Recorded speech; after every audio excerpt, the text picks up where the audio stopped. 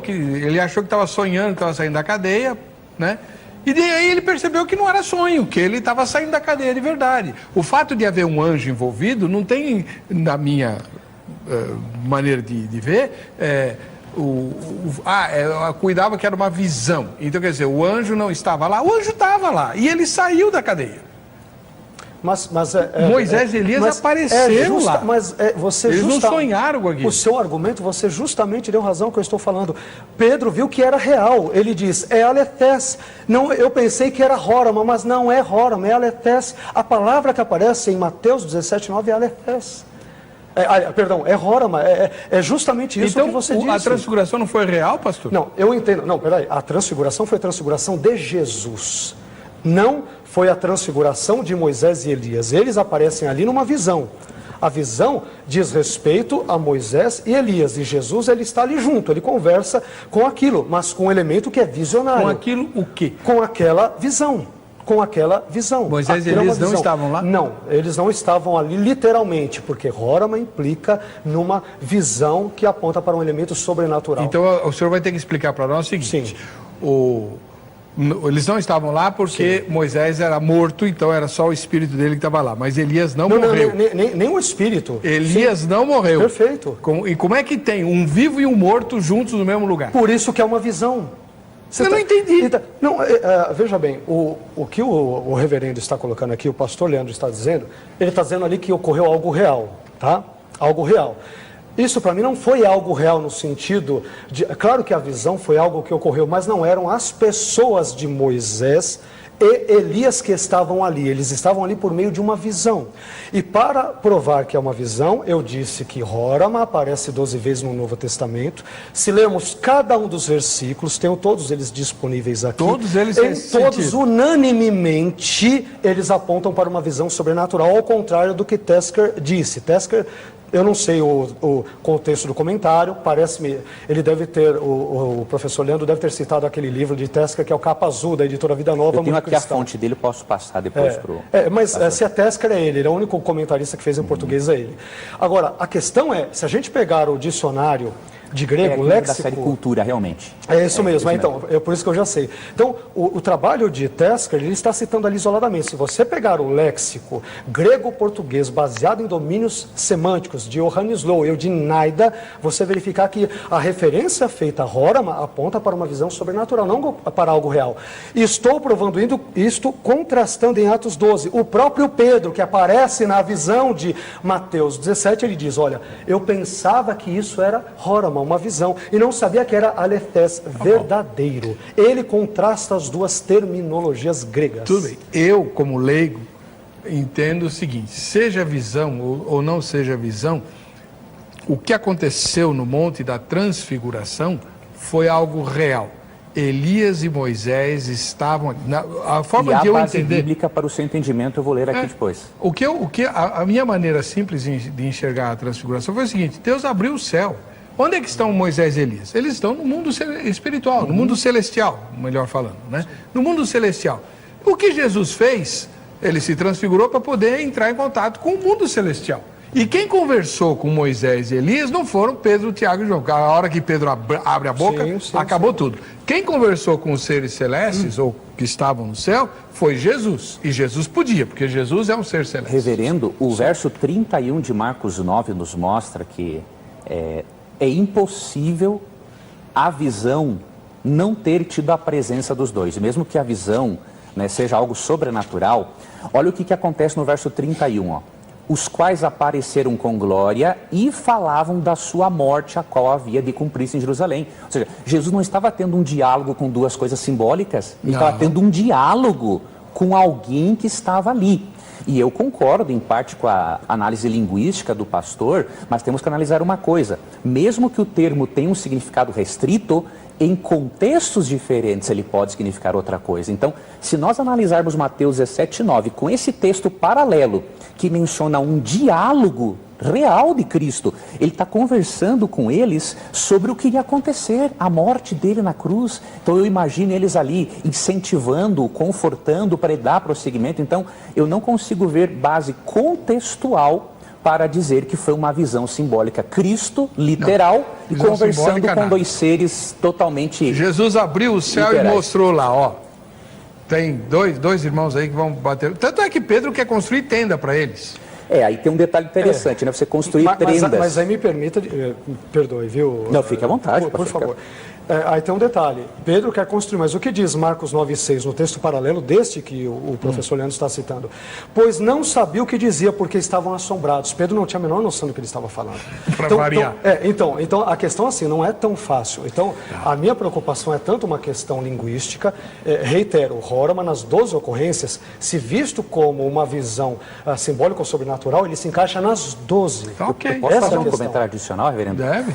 Pedro, querido pastor, ele não sabia o que dizia, não porque ele não sabia quem ele estava vendo. Claro porque que ali, sabia. em 2 Pedro 1,16, ele fala que ele foi testemunha ocular do negócio.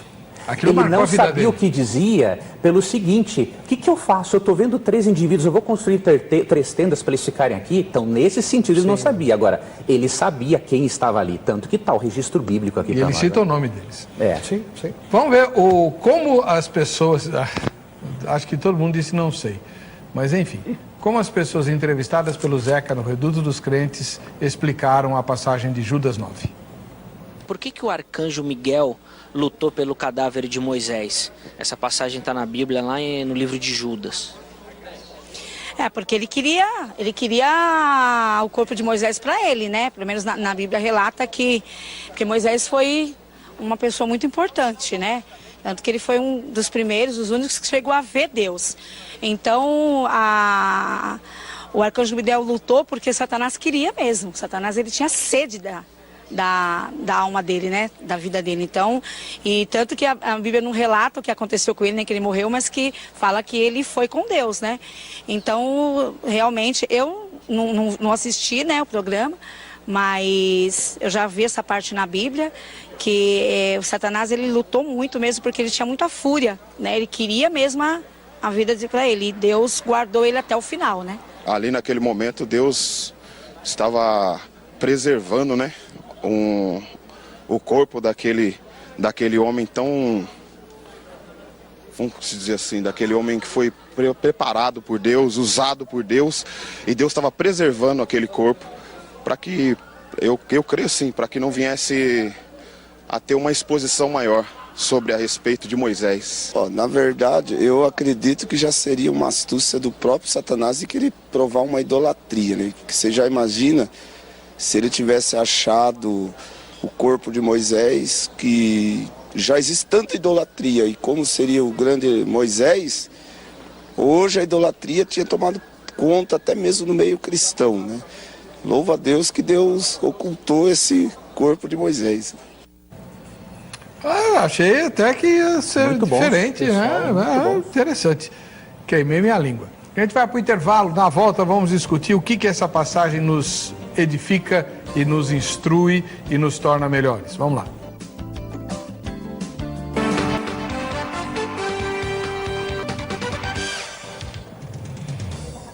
Muito bem, estamos de volta com o programa. A gente vai deixar o Vejam Só Que Coisa para o final, se tiver tempo. Senão a gente guarda para outra semana, aí, tá bom? Porque o tema está muito quente. Eu quero reservar o tempo aqui para o pastor Leandro Quadros, ministro da Igreja Adventista do Sétimo Dia, e o pastor Carlos Augusto Vailate, ministro da Igreja Evangélica Jaboque, poderem explicar para nós o texto. Começando aí a apertar um tiquinho mais o pastor Vailate. Vamos lá. O senhor mencionou uma coisa que me surpreendeu. Sim. Calvino e Wesley defendiam a ideia da ressurreição de Moisés? Não, ressurreição não. Eu acabei citando em outro contexto. Calvino, Matthew Henry e John Wesley, eles admitem a possibilidade de Miguel no texto de Daniel capítulo 10, versículos 13, 21 e Daniel capítulo 12, versículo 1, ser uma referência a Cristo. Eu só disse isso porque eu sei que essa é uma crença com a qual os Ele adventistas mencionou comungam. isso, porque você trouxe isso à baila. Então, é isso que eu estou achando até estranho. Eu vi que ele não citou até agora. Mas eu tenho certeza que se eu perguntar, ele crê nisso. Com certeza. Perfeito. Não, não é esse o tema. Não, eu sei.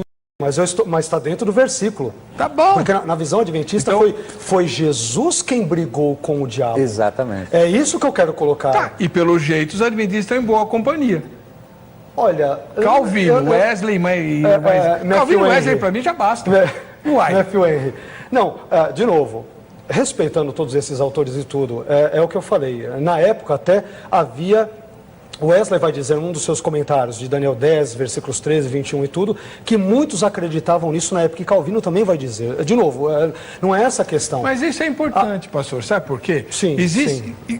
Aqui o verbo é rasgado. O senhor não, Tá por favor, não se certíssimo. ofenda. Por favor. Mas existe até por razões históricas, uma certa... adventista tal, eles são idólatras de Ellen White. Não, então é como se a Ellen White tivesse inventado tudo. Perfeito. Não, e não é verdade. Perfeito. Aí, ó, Calvino e Wesley concordam. Perceba que desde o início, não só por causa do tema, assim quando debati com outros adventistas, independentemente de tudo, eu sou cristão. Eu tenho que tratar todos com respeito, independentemente dos posicionamentos. Nós discordamos, mas eu tenho todo o respeito do mundo. Até porque vocês vão partilhar a eternidade junto. Para o professor. Então, é diferente, viu, Weber? Então, assim, eu não sou daquela coisa de ficar taxando o outro de herege. Então vamos dar essa informação é boa. Não, olha, é importante. Agora, só me permita agora dizer, de novo, apesar, em que pese, é aí que eu quero chegar, tá?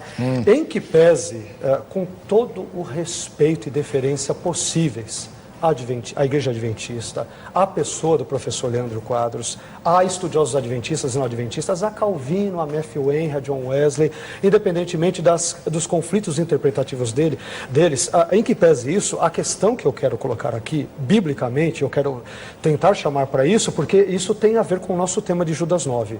A questão é, a palavra Micael, em hebraico, ela aparece 15 vezes ao todo na Bíblia. De novo, perceba, Heber, que normalmente quando eu participo dos debates, sempre que possível, eu busco chamar para a Bíblia, né? Não que John Wesley não tenha feito, os adventistas não façam, nem nada disso, mas eu busco fazer assim. Então, a questão é a seguinte: das 15 ocorrências de Micael na Bíblia, 13 das quais no Antigo Testamento e 2 no Novo Testamento, uma delas Judas 1:9, a outra Apocalipse 12:7, não há nenhum texto que claramente vincule ou relacione Miguel à pessoa de Jesus. Então, é aí que eu quero pode chegar. fazer um debate sobre isso, não quero queimar esse tempo. Entendeu? Pastor, Miguel pode ser Jesus. Tem argumentos fortes. Eu só entrei nisso porque está no contexto de Judas 9. Tudo bem, eu mas pensei que teria desdobramento, nem só o por pastor isso. Leandro invocou esse tipo de coisa. Eu vou fazer só uma observação, pastor, não para sair do Lógico, tema, para esclarecer uma coisa que eu achei bonita que o pastor falou. Ele não nos tornou hereges por isso. Por quê? A nossa crença de que Cristo é Miguel é a mesma de Matthew Henry. Nós não usamos, por exemplo, como testemunho de Jeová. Eles dizem que Miguel é Cristo para dizer que ele é criado. É verdade. Mas a nossa crença não é assim. Nós cremos que Miguel é um título honorífico de Cristo, que ele assume quando está em disputa direta com Satanás. Por quê? Em Isaías 14, 12 a 14, o diabo disse assim, ó, eu subirei às alturas e serei semelhante ao Altíssimo. Nós cremos que o nome Miguel, quem é como Deus, é um desafio de Cristo a Satanás, dizendo o seguinte, ó, eu só posso ser como Deus. Então a nossa compreensão não é herética. A adventista faz de Cristo uma criatura, não. As testemunhas de Jeová, sim. Agora a nossa compreensão é de Matthew Henry e eu agradeço aos pastores. Sua palavra é extraordinária, sua palavra é muito boa. Por quê? A discussão entre se Miguel é Cristo ou não, no contexto adventista que o senhor acabou de explicar, é uma discussão de nome, não de pessoa. Pronto, o senhor matou a charada. De nome. Acabou. O senhor matou a charada. É isso aí. Diferente da seita dos testemunhos de Jeová, onde o Cristo é criado. É criatura. Com a teologia bíblica. Aí acabou com a... Heber, só me permita, eu não estou equiparando nesse aspecto os adventistas aos testemunhos de Jeová. E eu tenho percebi certeza. Mas Isso é todo muito crente claro. que eu conheço faz isso, pastor. Não, mas eu sei, mas Por aí isso que é um a gente tem que equívoco. esclarecer. Por isso que eu estou tratando, eu sei, os adventistas veem, Jesus é Deus, não é criatura, isso é muito claro. A única coisa que eu só entrei neste assunto porque eu entendo que ele está dentro de Judas 9. É só por isso que eu falei. E nesse sentido é que eu disse que, apesar dessas questões todas e guardadas as devidas ressalvas, ainda assim eu não entendo que Miguel seja um título honorífico de Cristo. Miguel não tem nada a ver com Cristo, nesse sentido, respeitando e entendendo o posicionamento distinto, que fique muito claro. Vamos voltar para a passagem de Judas 9. Eu quero saber agora do pastor Leandro Quadros, como ele entende o benefício dessa passagem para a nossa vida como crentes e servos de Deus? Muito boa pergunta, pastor. Eu entendo que essa passagem pode nos ampliar a compreensão do conflito cósmico e nos mostrar o seguinte: há coisas seríssimas por trás do conflito cósmico. E que, se Jesus pôde levar Moisés para o céu com antecedência, porque o seu poder e sacrifício tem poder para isso, imagine com a dívida paga na cruz do Calvário. Eu e você poderemos estar lá sem dúvida. Não tem diabo que questione o fato de nós três aqui sermos grandes pecadores. Se Cristo levou Moisés para o céu com um cheque pré-datado e pagou na cruz, a minha e a sua dívida está paga. Mas, pastor, lembre-se que boa parte da sua audiência é imortalista, como o senhor falou aí várias vezes, né? O imortalista é aquele que crê na imortalidade da alma. Todo mundo crê que Moisés foi para o céu, não em corpo. Por que? Porque para o senhor é tão importante que Moisés tenha ido em corpo para o céu? Muito boa sua pergunta, reverendo. Pelo seguinte, quando estudamos 1 Coríntios 15, 44 a 51, o apóstolo Paulo não admite uma redenção fora do corpo. Verdade. Ele apresenta o corpo espiritual, esse corpo carnal sendo transformado pelo corpo espiritual. Então, eu gosto muito de uma citação também de Oscar Cullmann, que ele fala assim, ó: ao contrário da filosofia grega, a filosofia grega ensina que o corpo é a prisão da alma. Isso. A Bíblia, em 1 Coríntios 6,19, ensina que o corpo é o templo do Espírito Santo. Então, pastor, reverendo, a compreensão grega e judaica cristã da natureza humana não tem nada a ver uma coisa com a outra. Então, como a redenção na Bíblia é apresentada como sendo do corpo, ou seja, Deus não quer levar um espírito desencarnado para o céu, Ele quer você, Ele quer a mim, Ele quer preservar a nossa identidade. Então, nós não conseguimos imaginar uma redenção sem o corpo. Por isso mesmo que uma das doutrinas mais centrais da fé cristã é a doutrina da ressurreição. Da ressurreição dos mortos. E nós cremos... Mas a gente não pode ter um avant-première só em espírito lá no céu? Boa sua pergunta. Uai, né? Nós cremos, reverendo, que a doutrina da ressurreição, ou melhor, a doutrina da imortalidade natural da alma, ela diminui a importância de alguns ensinamentos bíblicos. Por exemplo, o cuidado com o corpo. O cuidado com o corpo, que aí está um detalhe, é grego, né, de que o espírito é mais elevado que o corpo. Um outro detalhe interessante, em 1 Tessalonicenses 4, 13 a 18, quando Paulo diz no verso 18, confortai-vos com essas palavras, ele diz assim, ó, se conforte com a doutrina da ressurreição. Ele não nos dá a possibilidade de nos confortarmos com a existência de um lugar intermediário, porque na mente de Paulo não entra essa hipótese, mesmo que eu sei que eruditos usam Filipenses 1:23, 2 Coríntios 5:8, mas há explicação contextual para esses textos para provarmos que o pensamento de Paulo era o pensamento judaico-cristão, ou seja, a natureza humana é holística. Mas Lucas 16 vai ser uma pedra no sapato. Ou essa parábola do rico e Lázaro é uma coisa interessante para a gente analisar, viu? Dá um debate muito bom. Topa vir? Com prazeraço, pastor. Opa, tá marcado. Tá marcado. Opa, beleza.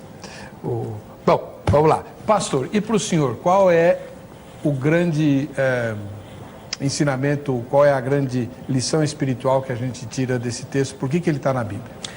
Heber, contextualmente, eu entendo o seguinte, que o arcanjo Miguel, ele é empregado em Judas 9 como um exemplo de submissão e obediência ao Senhor. Isso nós vemos que isso ocorre em contraste com os anjos insubmissos que não guardaram o seu principado e a sua habitação em Judas 1:6, e em contraste também com os homens hereges e insubmissos que rejeitam a dominação de Judas 1:8. Então, a ideia de Judas é, aprendam com o arcanjo Miguel, que mesmo sendo um arcanjo do alto escalão dos anjos, quando ele disputou com o diabo acerca do corpo de Moisés, ele não ousou pronunciar um juízo, um veredito de blasfêmia.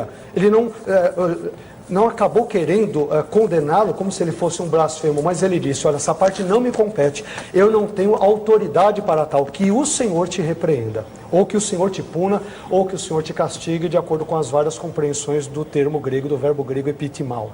Então a ideia é, aprendamos a sermos submissos e obedientes às autoridades constituídas, assim como o arcanjo Miguel foi, que mesmo diante do diabo, ele não o repreendeu em si, né? Ele não o acusou e não o condenou pelo seu pecado de blasfêmia, mas ele delegou ao Senhor, que é o único e verdadeiro juiz, para que este viesse a condená-lo neste sentido. Eu gosto do seu comentário porque eu vejo ali Miguel, que na minha compreensão é um título de Cristo, né? Como um Deus de classe. Ele não entrou naquela baixaria de Satanás. Então essa é uma lição, pastor, muito importante que o senhor apresentou para nós, que o cristão não tem que entrar em baixaria, mas ter classe. Sim. Agora, uma vez eu apresentei esse texto para a doutora Neuza Itioca, quando eu fui aluno dela, né, no curso de Batalha Espiritual, muitos anos atrás, e ela disse que Miguel não pode, ela crê que Miguel é um anjo, né? Então ela disse que Miguel não podia mesmo repreender o diabo, mas nós podemos porque Jesus nos deu essa autoridade. Então, mas a questão no contexto, se você me permite, Heber, a questão é a seguinte, que eu entendo, até, bom, eu tirei aqui da página, mas a questão é a seguinte, quando ele não ousou pronunciar um juízo de maldição ou juízo infamatório, ali a expressão grega, né, krisin blasfêmias, quer dizer, um juízo de blasfêmia. Uma das compreensões é que Miguel, ele não quis acusar ou condenar o diabo pela blasfêmia. É nesse sentido. Ele não tinha poder, ele não tinha atributos, ele não tinha condição de dar um veredito do pecado de blasfêmia. Exato, ele fala que o Senhor te repreenda ou puna. Porque assim, o termo grego ali, epitimal, ele pode ser visto como algumas traduções catalana, italiana, algumas inglesas, como o Senhor te puna. Então ele está dizendo, eu não tenho capacidade, eu não tenho condições e não é da minha alçada. E se você muda o verbo repreender para punir, é diferente. Então, exato. Porque assim, se eu leio lá, o Senhor te repreende, eu não posso repreender o diabo, mas Jesus não mandou a gente repreender o diabo? Exato, não mandou repreender o mal. Exato. Então, aí é que está. Mas a ideia que eu tenho desse texto é diferente. Não é de repreender no sentido de expulsar como Jesus faz. A ideia é que o Senhor te puna pelo pecado de blasfêmia. Agora tudo bem. Da expressão grega ali presente. Não, concordo plenamente. Plenamente, esse é o sentido ali e é uma das lições espirituais mais importantes para nós. Então você está vendo que o texto, que é obscuro, né? A gente começou falando que ele era obscuro, ele tem uma função. E aí a gente se perde nessas bobagens aí de levar como é que vocês falaram aí? Eles estavam brigando por causa de um enterro, né? O diabo não queria que o Moisés tivesse um enterro. A tradição judaica, na sua maior parte, entende que é a ideia do enterro e da idolatria. Mas né? você que é hebraísta, me explica. Qual é... O cara morreu. Que diferença faz se ele vai ter um enterro digno ou não? Então, aí é que está, segundo a tradição, de novo, não é um assunto que está claro na Bíblia, isso é mera tradição, tá? Assim como, me permita de novo relembrar e respeitosamente, a ressurreição também não aparece clara, a meu ver, claro, né? O pastor, ele verá ela como clara, a partir de Mateus 17. Eu estou perguntando o enterro. Perfeito. Então, a questão é a seguinte, segundo a tradição, Miguel, ele luta com o diabo porque o diabo, ao saber que Moisés ele havia assassinado o egípcio em Êxodo capítulo 2, versículos 11 e 12, ele entende que ele não tinha ou teria direito a um enterro digno, porque segundo parte da tradição judaica, Miguel, Gabriel e outros anjos, numa paráfrase do Targum Pseudo-Jonathan, que traz uma leitura de Deuteronômio capítulo 34, que fala sobre a morte de Moisés, eles vêm ali para dar um enterro suntuoso, magnífico para Moisés. E o diabo sabe disso, é chamado na tradição judaica de Samael, ou Semiasa, de acordo com os contextos, e ele vai dizer, pera lá, Miguel, Moisés ele não tem direito a esse enterro digno porque ele foi um assassino, ele foi um homicida, ele matou o egípcio e escondeu seu corpo. Que diferença faz para a pessoa se ela tem um enterro digno ou não? Mas, Reverendo, tem um texto bíblico que mostra que essa tradição judaica está equivocada. Deuteronômio 34, 5 e 6 diz assim, ó, assim morreu ali Moisés, servo do Senhor, na terra de Moabe, conforme a palavra do Senhor. E o sepultou num vale na terra de Moabe. Ou seja, Deus já sepultou ele. O diabo não tem que discutir se vai sepultar dignamente ou não. O Senhor já fez o que tinha que ser feito. Então, não consigo ver uma lógica nessa tradição judaica. Obviamente, essa tradição ocorre antes dessa descrição do sepultamento. E é claro, assim, a gente tem que entender o seguinte... Assim como é uma questão de tradição, por isso que eu deixei claro, a Bíblia não se pronuncia claramente o porquê da disputa, eu deixei isso bem claro. Então, se é por causa do enterro, a Bíblia não diz isso claramente. Se é por causa da idolatria, não diz. Se é a ressurreição, também muito menos. É o que eu falei. Poxa, tem 10 ressurreições na Bíblia, por que não menciona a ressurreição de Moisés, um personagem tão importante? Então, a Bíblia não é clara em nenhuma das compreensões. Tem toda a questão de enterro digno, né? Não, então, daí a importância da sacralidade do corpo. O corpo é sagrado, foi criado por Yahvé, né? Aliás, só me permita uma questão até hoje, até hoje os judeus no dia 7 de Adar, no mês do calendário judaico, que correspondem a partes do nosso mês de março e abril, eles comemoram a morte de Moisés. Não comemoram a ressurreição, eles comemoram até hoje a morte. Né? Pastor João Batista Gonçalves Neto, ele mora no Rio Grande do Norte, em Natal. Muitas podem ser as razões e muitas serão ditas. O pecado de Moisés de assassinato, ferir a rocha de Meribá, mas eu particularmente creio que era para não criar idolatria, romaria de judeus e outros povos ao túmulo de Moisés. O povo é especialista e o diabo induz a isso, criar monumentos em homenagem ao libertador.